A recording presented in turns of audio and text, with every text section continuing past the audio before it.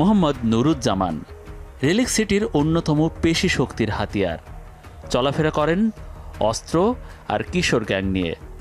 আওয়ামী লীগের সাভার উপজেলার সাধারণ সম্পাদক এবং উপজেলা চেয়ারম্যান মঞ্জুরুল আলম রাজীবের ডান হাত ছিলেন নুরুজ্জামান। রাজীবের ভাগ্নে মামা জাকিরের সাথে জমি দখল ও জমির ব্যবসাও করতেন এই নুরুজ্জামান। মামা জাকির পুলিশের হাতে গ্রেফতার হওয়ার পর তাদের হিসেব দেখাশোনা করার দায়িত্ব এখন নুরুজ্জামানের উপর। কিভাবে মানুষের জমি দখল করতে হয় সেই কৌশল ভালো জানা আছে একাধিক মামলার আসামি নুরুজ্জামানের। আমিনবাজারের ভাকুরতায় এই জমির উপর নজর পড়ে মামা জাকিরের। জমি দখলের পুরো দায়িত্ব দেওয়া হয় নুরুজ্জামানকে। সব সময় এখানে চলে অস্ত্রের মহড়া। জমির প্রকৃত মালিকরা পুরোপুরি অসহায় নুরুজ্জামান বাহিনীর কাছে। অ্যাডভোকেট আইরিন নাহার, তার 50% জমি হাতিয়ে নিতে মরিয়া নুরুজ্জামান। নিজের জমি দখলমুক্ত করতে প্রশাসনের দ্বারে দ্বারে ঘুরে বেড়াচ্ছেন কয়েক বছর ধরে। প্রতিনিয়তই ওর কিছু গুন্ডা বাহিনী থাকে, 20-30 জন করে ওর সাথে থাকে, যারা আমি গেলে বা আমরা যখন জমির কাছে যাই তারা এসে বাধাগ্রস্ত করে, মারধর করে। উপজেলার চেয়ারম্যান রাজীব, তার ভাই সমর, তার কাজিন বোধহয় লিয়াকত চেয়ারম্যান, এদের ছত্রছায়ার এরকম একটা বাহিনীর দ্বারাও নিয়ন্ত্রিত হয় 5ই আগস্টের এই ঘটনা। ওই 13 দিন 14 দিন যে পুলিশ ছিল না, ওই সময়ের মধ্যে ওর এই সন্ত্রাসী বাহিনী নিয়ে ওখানে ওয়াল টল করে ফেলে। অন্তর্বর্তীকালীন সরকারের সময় যে রাজনৈতিক দলগুলো আছে, লোকালি যারা ওখানে আছে, তাদের ছত্রছায়া ও আবারও একই কাজই করে যাচ্ছে।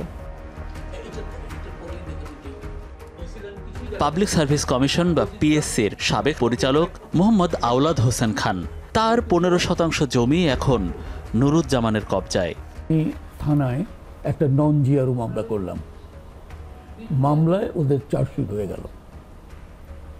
চার্জশিট হলে কোর্ট করলো কি দায়িত্বটা দিল ইউনিয়ন পরিষদে। এটা সম্ভবত ধরেন আগস্ট না জুলাই মাসের দিকে আসলো। আগস্টের 5 তারিখে যখন পুলিশ নাই, ওরা 6 তারিখ দিবাগত রাত্রে একটা ভেকু এনে আমার পুরো বাউন্ডারি ভেঙে ফেলল। ওরা আমার ঘরটা একদম ডেমোলিশ করে দিল। গাছগুলো ওই ভেকু দিয়ে টেনে, অনেক বড় গাছ, শিকড় সহ উঠিয়ে ফেলেছে।